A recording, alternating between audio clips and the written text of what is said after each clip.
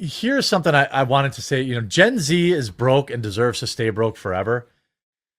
60% of Coachella attendees financed their tickets to attend the festival. Listen to this. Wow.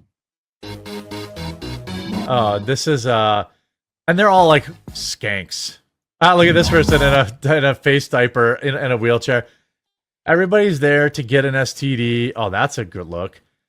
They financed tickets for this to go there and dress like a whore. Look at her. Yeah, she's good. To be drunk, to get STDs, to take Instagram selfies. And this is what 60% of them financed their tickets, Luke. There have been 100,000 attendees each weekend for the festival, and over half of them are financing tickets. 60,000 a week are financing tickets to a concert.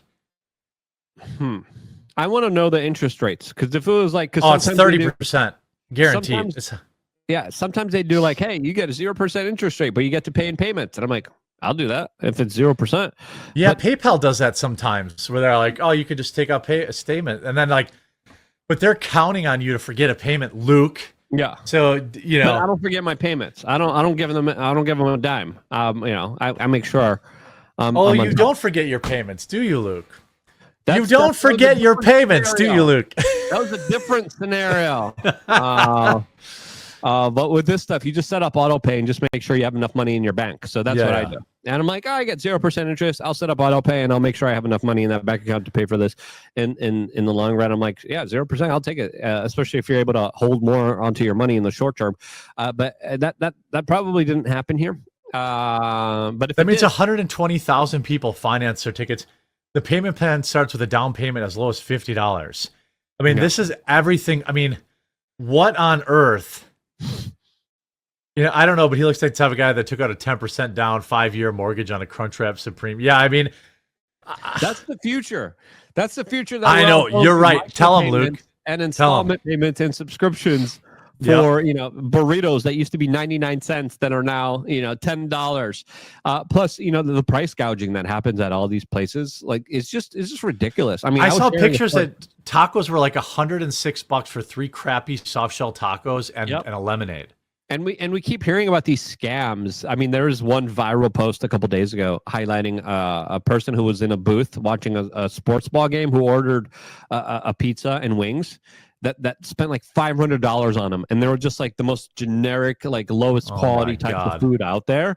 And again, I was at the Hard Rock Casino. I'm like, $10 for a little crappy like bottle of water that I thought I was getting like glass, because I was like, give me the sparkling one. Yeah, for $10, you'll get the plastic one.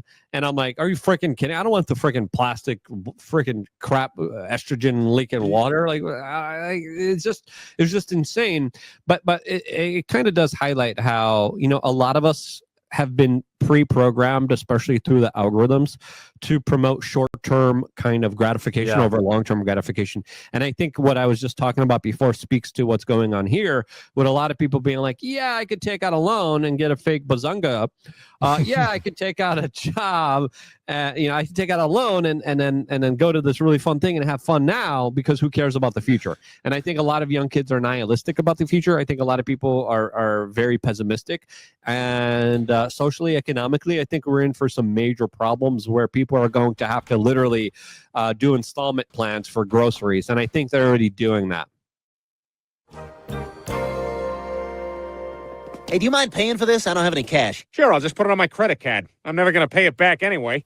Cause I have $30,000 in credit card debt. When they call, I tell them I can't pay it back yet. Credit card debt? Tomorrow I may buy myself a dining room set or this Boba Fett. Credit card debt, credit card debt, credit card debt. What they look like me. It's like too many. Yeah, they knew. It's I get it. And I actually, in a small way, do sympathize with being blackpilled. I don't know if you saw there was a chart going around. If anyone in chat could find it, or if Luke, if you saw this, it was like a chart of like railing against boomers. It was like, just work harder. And it shows like one line where it's like wages over the years, and it's just this video. And then it has like the price of rent. And like the price of rent is like skyrocketing every single year. And the price of wages is like the gap between the two are just going further and further apart. It's like, I never really knew it was that bad until like Maggie told me. She's like, you're dumb. It's not $700 a month to rent a nice 2-bedroom apartment anymore. It's like $2,000. Easy. And I was like, man. And like, but what do you think though that like, I think we should still be pointing out like they're creating wage slaves. Yeah. Like debt slaves.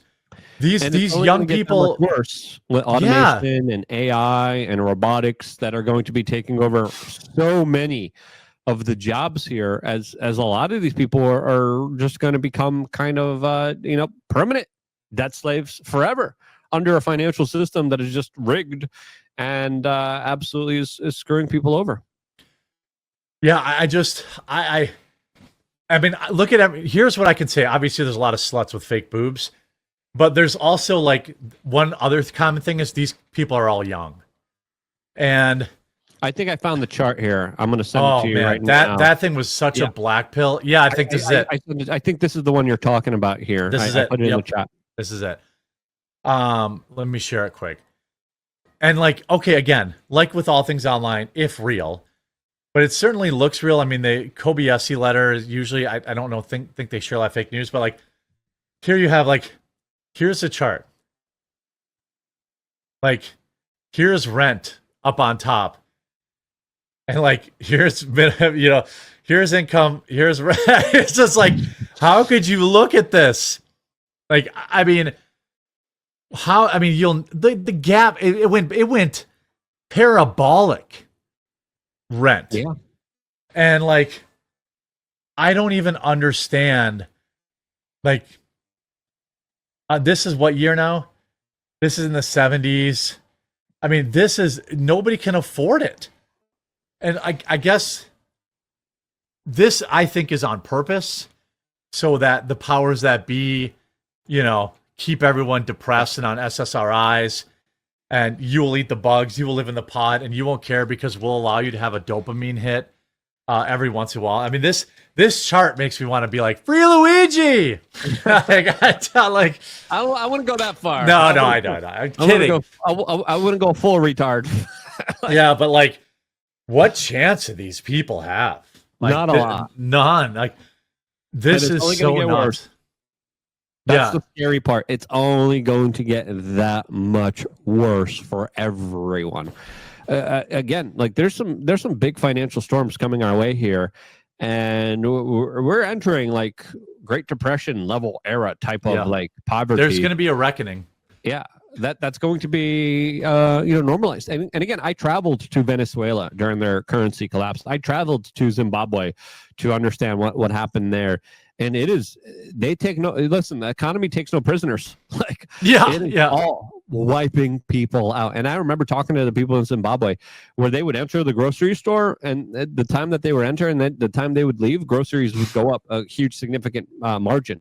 Where they were rushing to get as much stuff as they could because the price of them was going up as they were in that store. In real time. Yeah, that's crazy. Yeah. Yeah, in Venezuela, it was literally just like constant stickers. They had stickers on all the food prices because they kept going up all the time so much that all the food menus everywhere had stickers on them. And they were just, like, oh, this is how much they cost. Now it's that much more. Good luck not getting robbed here because they're going to right. Yeah, you're going to get robbed too on your way out. Like, yeah. Yeah, it's you get bad. Robbed coming in, you get robbed coming out. But there's like mega lines down by the ATMs with people just trying to get some of their money out as the banks are like, yeah, we just don't have any. Screw you guys.